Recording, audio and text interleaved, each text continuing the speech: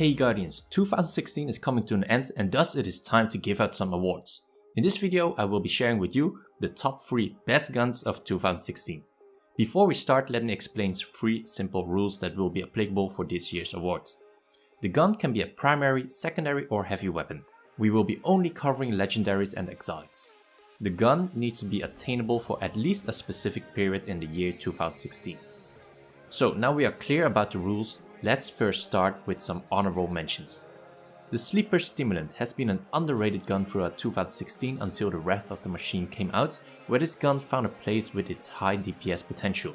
Before the Rise of Iron, unfortunately this gun got overshadowed with guns like the Black Spindle and Touch of Malice, which were the more popular guns during the Kane's Fall raid.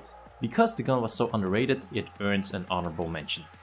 There was a huge hype when the Imago Loop came out, as this was a replica of the most favorite gun in year 1, the Fatebringer, but then without the elemental damage.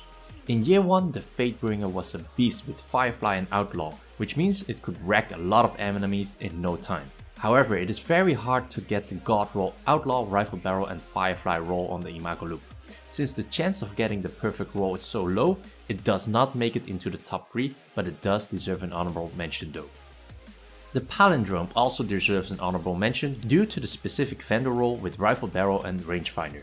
Throughout the year, a lot of people were in search of the excellent Eos Luna. However, the drop rates are very low, and when you get one, the odds of having a good roll on it is low as well.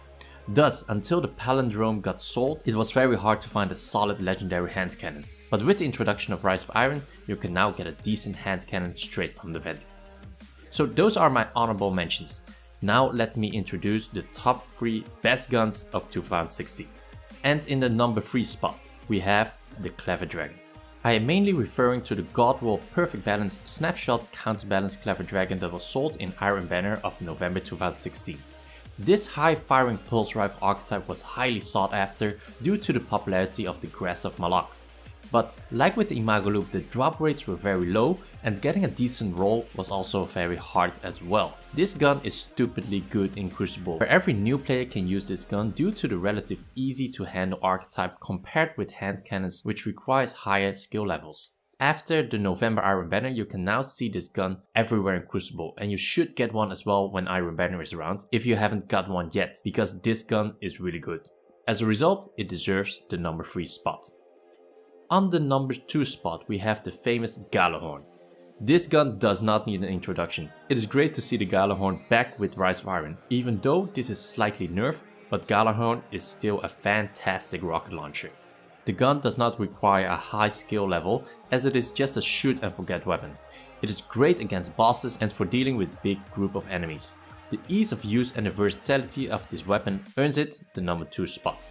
So the number 1 best gun of 2016 goes to the Hungary SR4, also known as the PvE monster. The vendor roll Hungary shreds in PvE, and this was sold by Dead Orbit before the Rise of Iron. The Hungary had the perks Triple Tap, Extended Mag and Firefly. This means that you could take care of large crowds of enemies with Firefly, and the combo of Triple Tap and a larger magazine size means you could sustain large amounts of damage without the need to reload.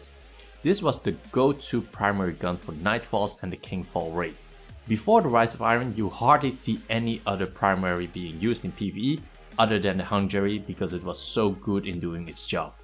Even now, I occasionally still see people using the Hungary in Nightfall and raids, which proves again how great this gun is. Because the Hungary has been a working horse for so many Guardians throughout the year, it earns the spot Best Gun of 2016. So these are my personal picks for the top 3 2016 Best Gun Awards. Let me know what your thoughts are and share with me what your personal top 3 looks like. A like is appreciated if you enjoyed this video, subscribe for more, and as always, I will see you in the next video, Guardians.